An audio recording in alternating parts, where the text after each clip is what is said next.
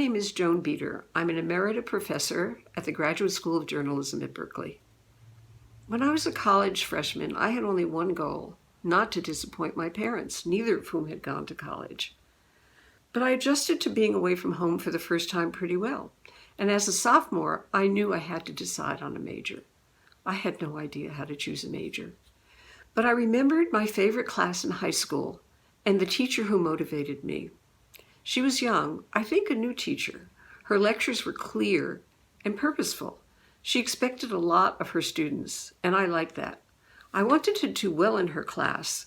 She taught world history. So I looked around my college campus to try to find somebody like her. Serious, prepared, demanding. And soon enough, I found a fierce professor with a PhD in American history. She taught interesting classes that made me think, and because of her, I learned how to analyze. So I majored in history, primarily because of a dynamic woman professor. But the men in the department were also great. From them, I learned international history, ancient history, and the history of diplomacy. I just knew I wanted these people to teach me, and all of them encouraged my curiosity and questioning. But I still didn't know how majoring in history would impact my future. When I went to college, the women's movement was just beginning. My generation felt new possibilities were opening up, but none of us knew how or what those new possibilities would be. My first job was at a nonprofit foundation in New York City. After 2 years, I got bored, and so I went to an employment agency. The agency set up an interview at network news department of ABC News.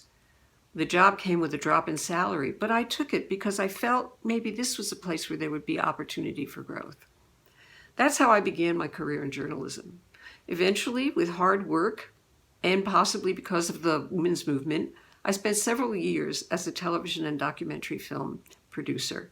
It was a career I loved, and majoring in history was an asset, as it developed my critical thinking and my ability to tell stories with context and depth.